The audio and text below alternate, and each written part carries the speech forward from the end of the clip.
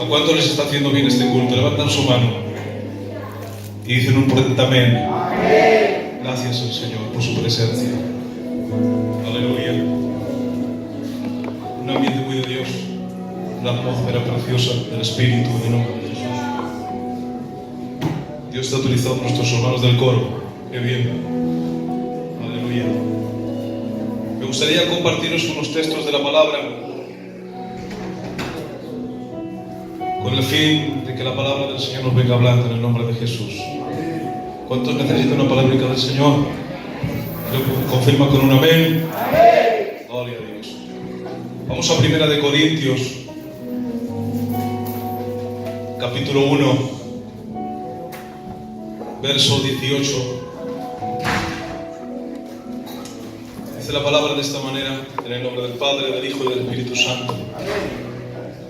Porque la palabra de la cruz es locura a los que se pierden, pero a los que se salvan, estos a nosotros es poder de Dios.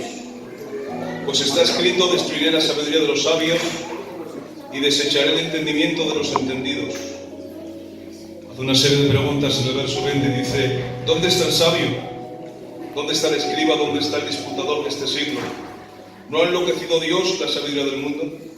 Pues ya que la sabiduría de Dios, el mundo no conoció a Dios mediante la sabiduría, agradó a Dios salvarnos a los creyentes por la locura de la predicación, porque los judíos piden señal y los griegos buscan sabiduría, pero nosotros predicamos a Cristo crucificado. Amén. Son textos de la palabra preciosos. Amén. Se ha predicado mucho y bien estos textos.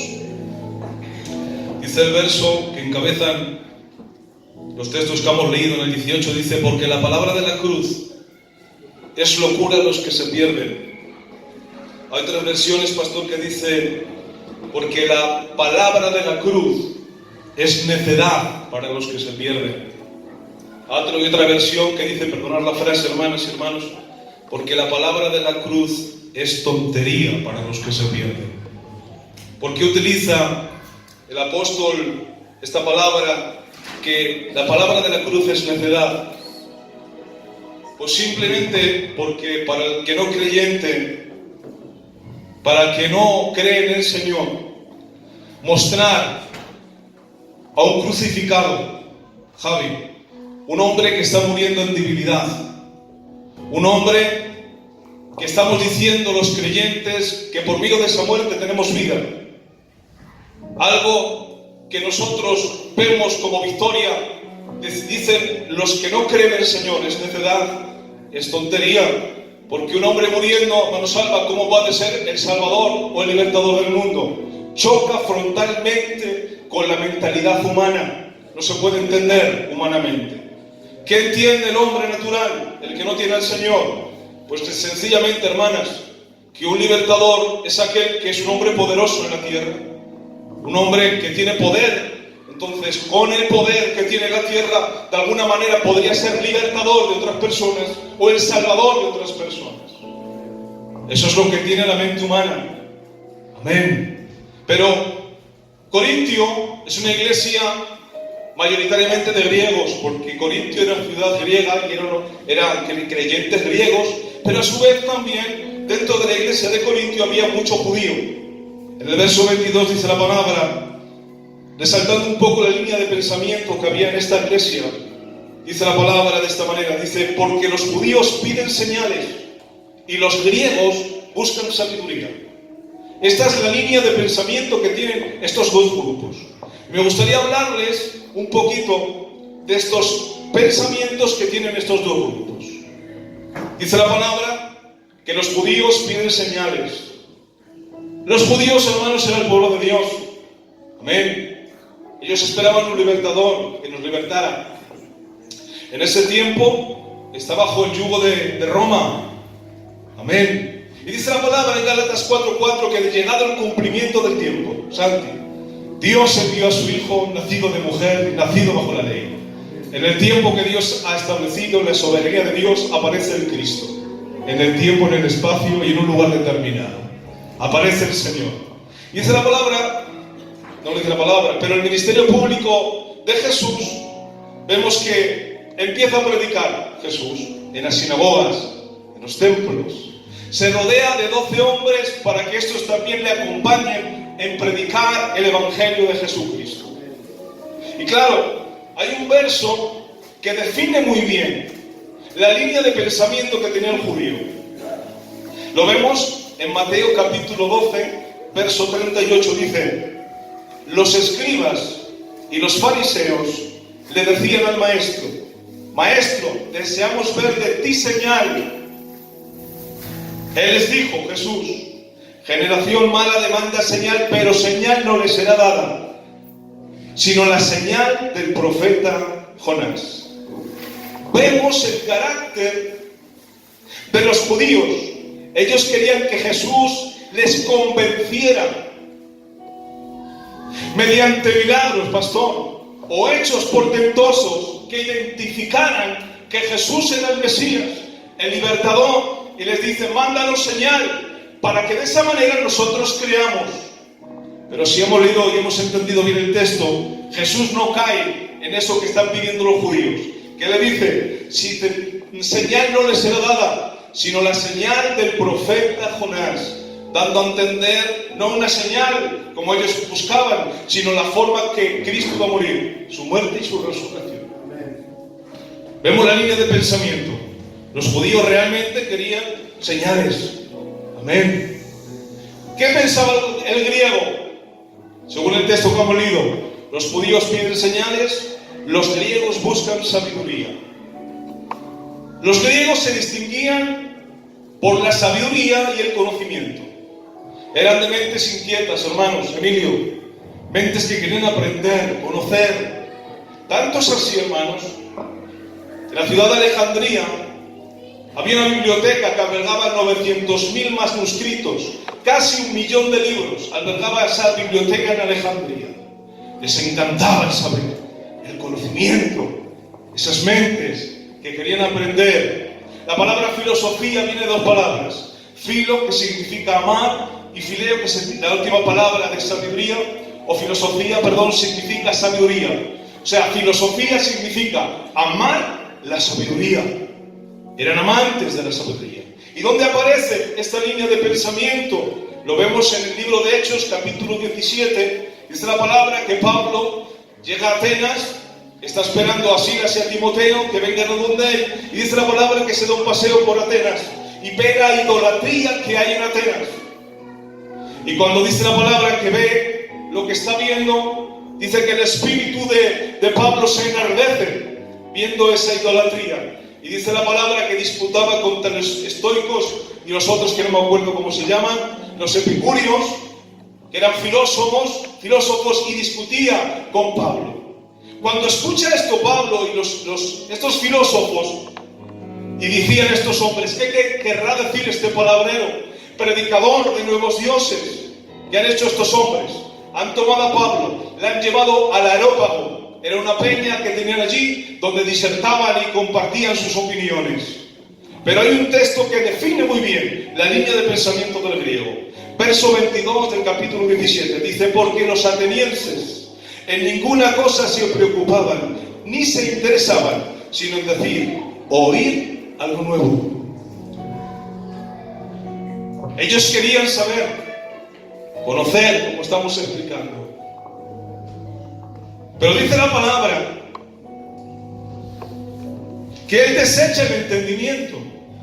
Dice: destruiré, le desecharé, mejor dicho, la sabiduría del hombre, la desestimaré. No es que, hermanos, la sabiduría del hombre sea mala, pero no sirve su forma de pensar para poderse acercar a Dios. No es el instrumento que Dios ha elegido para acercarse a Dios. Ni la sabiduría humana, ni el conocimiento humano, ni los recursos humanos. ¿Saben por qué no ha aceptado Dios ese tipo de cosas para acercarse a Dios?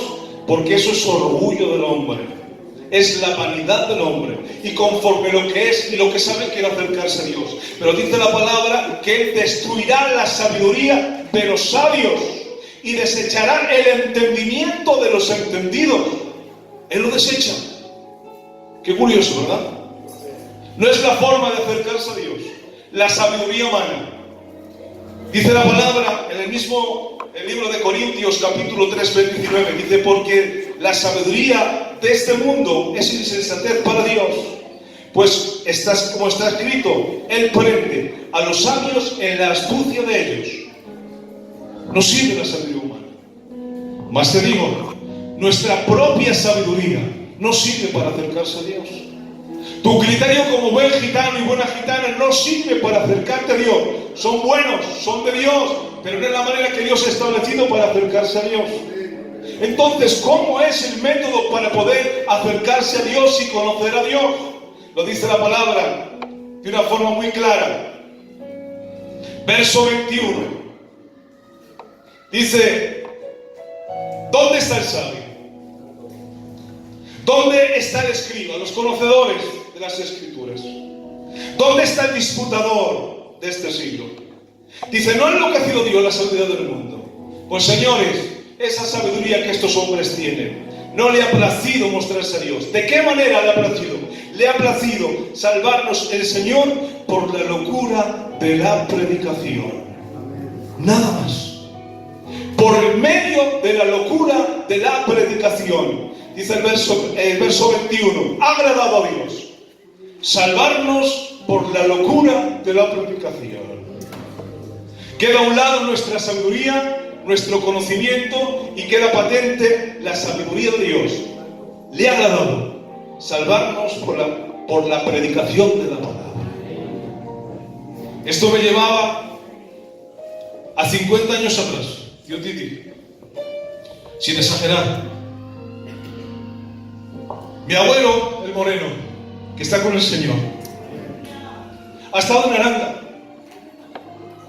Tenía allí su consuelo. Esta historia me la cuento a mis mayores.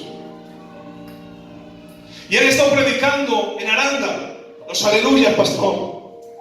Han estado en ese lugar, predicando en Aranda. Y mi abuelo le ha parecido bueno lo que estos hombres estaban predicando y anunciando. Y se ha acercado donde el tío Emiliano, que está en la presencia del Señor, y le ha dicho, mire, sería bueno que esto que usted predica, bajar a Burgos y predicar el Evangelio. No ha rehusado a la petición. Y ahora ha bajado el tío Emiliano, se ha juntado mi familia en las cuadras que estaban al lado del Parral, cerca del Parral.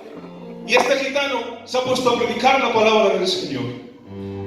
Hermanos, yo creo que este gitano no tendría estudios, ni mucha preparación teológica, posiblemente porque eran los comienzos. Pero vemos que se pone a predicar el Evangelio, a predicar las buenas nuevas, a predicar el año agradable para aquellos que lo escucharan. Oh, hermanos, de ahí, poquito a poco, la casa de los demás hermanos de la iglesia ha empezado a caminar la iglesia, y ha empezado a caminar y ha llegado hasta nuestros días. Pero no por recursos humanos, ni por sabiduría humana, sino porque hombres de Dios predicaron el Evangelio de salvación única y exclusivamente. Fue el método para utilizar que hoy, después de 50 años, hermanos, estemos adorando y bendiciendo el nombre del Señor. Quedan a un lado los recursos humanos, que es su palabra la que hace bien, es su consejo la que te edifica, la que cambia, la que transforma. Su bendito Evangelio. ¿Cuántos lo creen y dicen amén? Es poderosa su palabra, hermanos. El Evangelio de Jesucristo libera. El Evangelio de Jesucristo transforma. Lo que no pueden los consejos humanos, las palabras humanas, que son buenas. Pero amigo, donde no llega la palabra, no llega nada. Es el Evangelio lo que transforma las mentes. Decían cantando los jóvenes, ilumíname, Señor, mis pensamientos, todo mi ser. La única manera que puede ser iluminada una mente, un corazón y una vida es por medio del Evangelio de Jesucristo. Y nada más en el nombre del Señor. A Él sea la gloria y a Él sea la alabanza. Porque la palabra de la cruz es locura a los que se pierden, pero nosotros, a los que creemos en Él, es poder de Dios. Aleluya. Hombres sencillos, hermanos, sin de pascuas, hombres sin recursos. Escuchas testimonios cuando iban a predicar a los lugares. Hermanos, qué bien, y cómo Dios los utilizaba predicando el Evangelio. Qué bien. Así que, pastor, no hay nada de nosotros que cantarnos. Es su palabra en nosotros la que hace bien al pueblo. Y hace bien a que lo escuche en el nombre del Señor. Amén. Ha agradado a Dios salvarnos mediante la locura de la predicación. Le ha placido el método de salvarnos. ¿Cuál es el corazón, hermanos, del Evangelio? ¿Cuál es el corazón? Capítulo 15 del mismo libro de Corintios. ¿Cuánto bien me hizo este mensaje el día que lo preparé, pastor? ¿Cuánto bien me hizo, hermanos? Fue una bendición para mi vida. Y deseo que lo sea para ti también, en el nombre del Señor. Capítulo 15 de Primera de Corintios. Es el capítulo por excelencia de la resurrección, Raúl. Es donde mejor se detalla la resurrección. Y ahí Pablo lo define de una forma muy gráfica, muy clara, muy sencilla y muy preciosa. Dice la palabra: además os declaro, dice Pablo, hermanos, el Evangelio que os he predicado, el cual recibisteis y en el cual también perseveráis. El Evangelio que os he predicado, el Evangelio que recibisteis y el Evangelio que perseveráis. Nadie, dijo el Masai, empezando el mensaje que predicó, unas frases que me encantaron. Dijo: el Evangelio es el corazón de la Biblia. El Evangelio es el corazón de la iglesia. El Evangelio es lo que bombea vitalidad al corazón y a la iglesia. ¿Quieres crecer en espiritualidad, hermana? ¿Quieres crecer en madurez? Predícate el Evangelio, aplícate el Evangelio, escucha el Evangelio.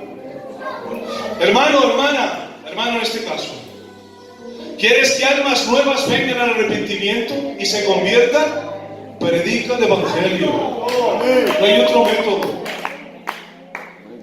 Podemos decir, pastor, es que escuchamos muchos mensajes, es que predicamos mucho. Hermano, que necesitamos constantemente predicar el Evangelio, que el Evangelio tiene que ser constantemente anunciado, que es la única manera que este cuerpo, nuestra carne sea subyugada, que la palabra y la luz del Evangelio nos ilumine para poder caminar, que no hay otro método, no hay otra manera, es el Evangelio, y no hay nada más, hermano, y no te puedes cansar de escuchar su palabra, su Evangelio. Hermanas, los niños cuando van al colegio, según van creciendo, en primero una asignatura, pastor, pero ya han pasado a segundo otro tipo de asignatura, a tercero otro más elevado, van subiendo de escalón, pero el Evangelio no. El Evangelio, lo que has oído hoy del Evangelio, de aquí a un mes lo vas a volver a escuchar, porque lo necesitas. No es como en el colegio, que se entiende que no necesitas otra vez escuchar esa materia, porque ya la conoces. El Evangelio no. En el Evangelio necesitas escuchar constantemente la palabra, que te venga iluminando, que te venga aconsejando, que te venga hablando y que diga el Señor: Dios te ama, Dios te quiere, Dios está a tu lado. Es la manera que Dios tiene de hablarte, por medio del Evangelio. Nada más, es el Evangelio. Y cuando se predica la palabra, presta atención al Evangelio, recibe el Evangelio, porque eso es la palabra de Dios, en el nombre del Señor. Dice el verso 2 del capítulo 15: por el cual asimismo, si retenéis la palabra que os he predicado, sois salvos, si no creísteis en vano. Qué diferencia, qué drástico. Si crees la palabra, eres salvo. Es creer, no hacer, es creer en la palabra. Y luego, como crees, haces. Creer en la palabra. Verso 3: porque primeramente os he enseñado lo que asimismo recibí, dice Pablo. ¿Qué recibió? ¿De quién? ¿Qué es lo que quiere enseñar? Que Cristo murió por nuestros pecados conforme a las Escrituras, y que fue sepultado y que resucitó el tercer día, otra vez, conforme a las Escrituras. ¿Qué es el corazón del Evangelio, Raúl? Pues te lo voy a decir en 3 palabras: vida, muerte y resurrección de Jesús. Si tú quitas del Evangelio, de la palabra de Dios, la obra del Calvario, la obra de la cruz, nos hemos quedado sin Evangelio. Todo gira alrededor de la muerte de Cristo en el Calvario. Todo. Desde Génesis capítulo 1, Apocalipsis capítulo 22, toda la palabra apunta a Cristo y su obra. Todo. Es que el Antiguo Testamento es para el Antiguo Pacto. Perdóname con todo mi cariño. Todo apunta a Cristo. Todas las profecías apuntan a Cristo. El Nuevo Testamento igualmente. ¿Qué dice la palabra en el libro de Lucas capítulo 24? Si no recuerdo mal. Los discípulos se dirigen a Emaús, a 60 estadios, 11 kilómetros andando. Se les aparece Jesús. No saben que es Jesús porque sus ojos son velados. Y tienen esta conversación. Una conversación que lo voy a leer para que lo entendamos mejor. Y cuando se pasa de largo Jesús, le invita a que se quede a tomar un bocado de pan con ellos. Dice la palabra que cuando ha tomado un bocado de pan, ha abierto sus ojos, le han reconocido como a Jesús que había resucitado. Dice la palabra que desaparece de ellos. Y hay unas expresiones que decían: si es que ardía nuestro corazón cuando abría las Escrituras. Es que cuando hablaba Él se abría nuestro corazón. Pero dice un texto que me llamaba mucho la atención. ¿Y qué les hablaba, hermanos? ¿Qué les decía? Pues mira lo que dice el verso 27. Y comenzó Jesús, me refiero, desde Moisés, siguiendo por todos los profetas, y les declaraba todas las Escrituras, lo que de Él se decía. Estaba diciendo que todo lo que Jesús estaba enseñando a estos discípulos que iban en dirección a Emaús, desde Moisés hasta los profetas y todas las profecías y todo lo que albergaba en los salmos, en los profetas, en el antiguo pacto, apuntaban a Cristo. Todo lo que se decía de Él. La palabra está en Calvario. Y así como en la palabra se encuentra el corazón del Evangelio en el Calvario, nuestras vidas tienen que estar en el Calvario. Tenemos que estar cerca de la cruz, hermanos. Que nuestras vidas estén cerca del Maestro crucificado. No solamente tu hermana, tu familia, tu hogar, todo lo que tienes alrededor del Calvario. ¿Por qué? Porque por medio del Calvario tienes perdón de pecados. Por medio del Calvario tienes reconciliación con Dios Padre. Por medio de la sangre de Jesús tenemos paz para con Dios. Si quitamos la cruz y el Evangelio, hermanos, ya no nos queda nada. Es el Evangelio, la obra de Cristo en el Calvario. Se ha dicho muchas veces y está bien dicho: Cristo murió por nuestros pecados. Pero no solo murió por nuestros pecados, Él vivió por nuestros pecados, murió por nuestros pecados y resucitó por nuestros pecados. Por toda la humanidad, toda su vida, desde su nacimiento a su muerte y resurrección, todo ha sido para salvarte a ti, para enseñarte a ti, para enseñarte el Evangelio de Jesucristo, única y exclusivamente. Porque la palabra de la cruz es locura a los que se pierden, pero los que se salvan, esto es a nosotros, es poder de Dios.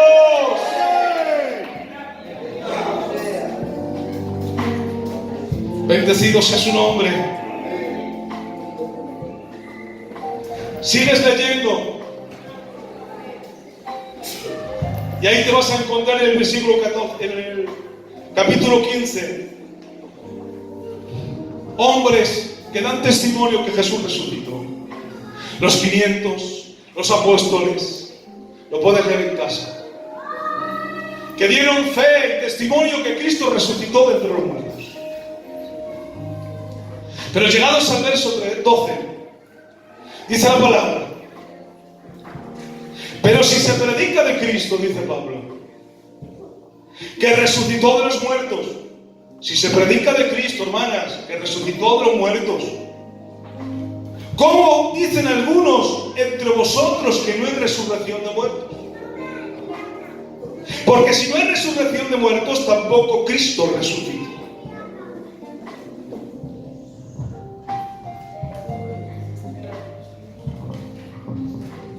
Aquí el problema no era que no creyeran que Jesús había resucitado.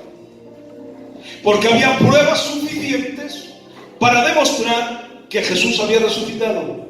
Y Pablo es lo que viene argumentando anteriormente. El problema estaba en los griegos. ¿Por qué? Porque ellos decían que no había resurrección. Había una forma de pensar de los filósofos, Platón, Aristóteles. Estos hombres fueron antes de Cristo. Esta línea de pensamiento que ellos tenían, que arrastraban, que de hecho, hermanos, hasta el día de hoy, sus filosofías siguen patentes. Se siguen estudiando, se siguen aprendiendo lo que estos hombres enseñaron tiempo atrás. ¿Qué decían ellos? Que la carne y el cuerpo les impedía, era como una cárcel que les impedía acercarse a algo más elevado, más importante, más espiritual. Y es por eso que ellos decían, no hay resurrección de muertos, porque es el pensamiento y lo que nos han enseñado, y contradecía la forma de pensar que ellos tenían. Y claro, eso no es cristianismo, eso es paganismo. ¿Por qué? Porque Cristo, dice la palabra, que es las primicias de la resurrección. Lo podemos leer más abajo. Porque si Cristo no ha resucitado, dice la palabra, en este mismo capítulo, somos los hombres más dignos de conmiseración. La palabra conmiseración significa los hombres más dignos de lástima. Si Cristo no ha resucitado. Claro, esta línea de pensamiento contradecida. Pero dice, primicias de los que durmieron fue hecho, ¿quién? Cristo. ¿Por qué fueron las primicias, hermanos? Porque sencillamente, si tú ves la palabra del Señor, muchos otros muertos resucitaron. Tienes a Lázaro, tienes al hijo de la viuda de Naín, y otros muchos que resucitaron, pero esos volvieron a morir. Tampoco volvieron a vivir con un cuerpo glorificado. Única y exclusivamente Jesús resucitó con un cuerpo glorificado. Entonces tomó su cuerpo. Amén. Y lo que ellos pensaban contradecía lo que ellos creían. Entonces, cuando uno cree en la resurrección, no puede pensar que el cuerpo queda. No. El cuerpo es levantado, resucitado en el nombre del Señor, de una forma incorruptible, como dice la palabra del Señor. Entonces, cuando entendemos eso, que los muertos en Cristo resucitarán, cuando entendemos que no es una filosofía humana lo que estos hombres intentaban aplicar, y tú lo crees en tu corazón y en tu vida, estás aplicando a tu vida el fundamento de la vida cristiana. Porque si no creemos en esta verdad que está plasmada, dice Pablo, comamos y bebamos porque mañana moriremos. Pero cuando una vida cree en el Señor Jesucristo, cuando deposita su fe en la obra de Cristo y en la resurrección, que en esta vida es momentánea, que esta vida se acaba, pero que hay una vida más excelente, tu vida es cuando está fundamentada en la palabra de Dios. Es el fundamento de nuestras vidas, que Cristo resucitó en el nombre del Señor.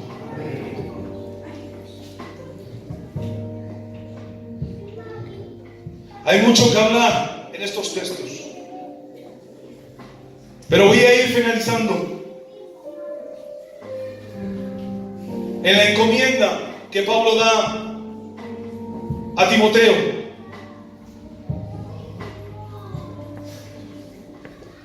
Segunda de Timoteo, capítulo 4, dice la palabra de esta manera: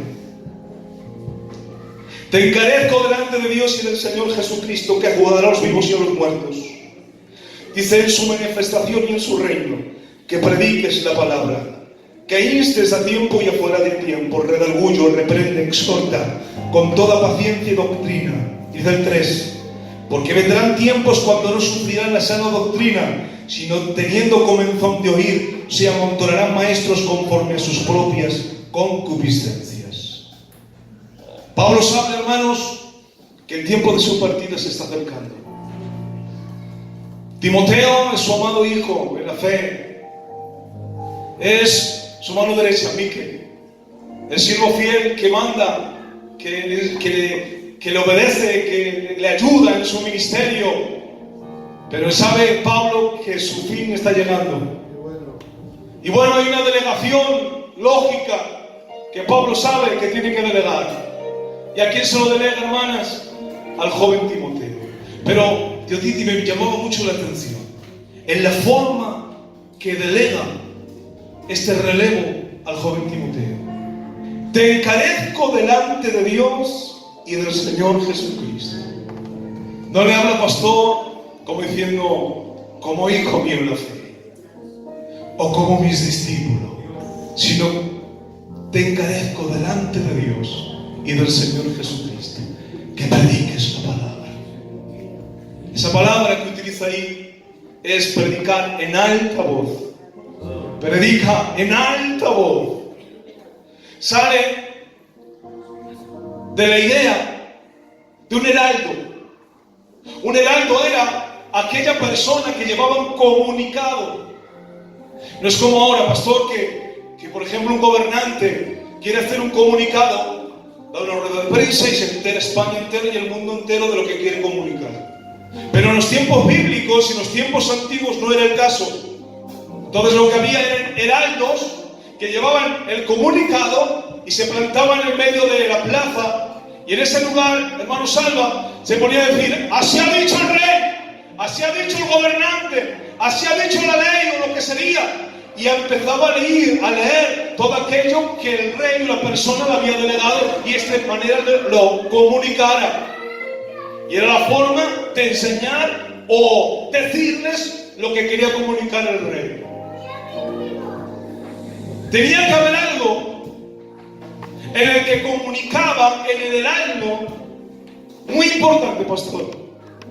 Y era que tenía que ser fiel a lo que estaba escrito y no podía ni quitar ni añadir nada de lo que estaba escrito. Tenía que ser fiel. ¿Para qué? Para que no haya confusión y de la manera correcta ser predicado y ser anunciado ese comunicado.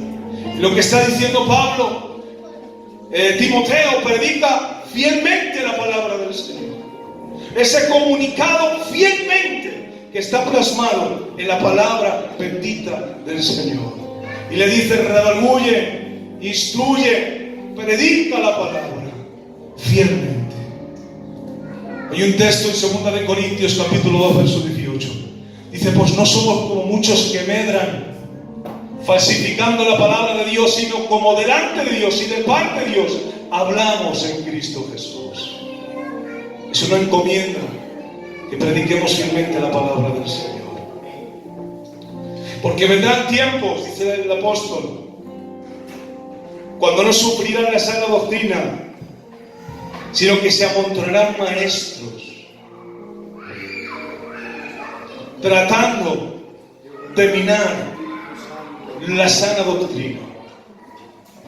El punto de ataque del enemigo es la palabra del Señor. Quiere el enemigo desviar tu atención para que no percibas el verdadero evangelio, que desvíes tu atención de la palabra del Señor.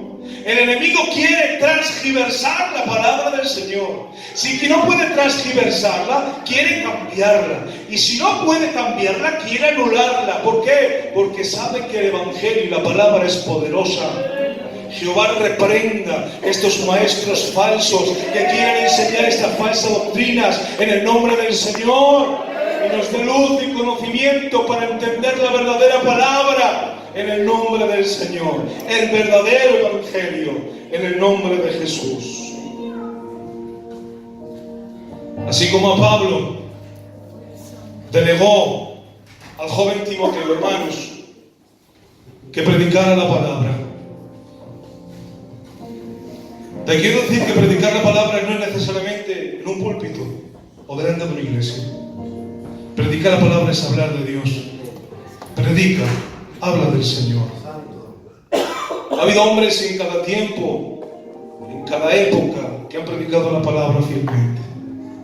Nos toca a nosotros predicar la palabra.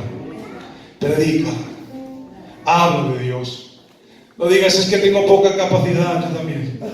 Es que yo no sé explicarme. Yo tampoco. Pero habla, que la palabra es poderosa. Que abra la mente, los corazones.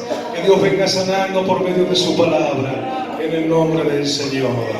Porque la palabra de los cruces es locura a los que se pierden, pero los que se salvan, estos a nosotros, es poder de Dios. Da un aplauso para Dios con todo el corazón.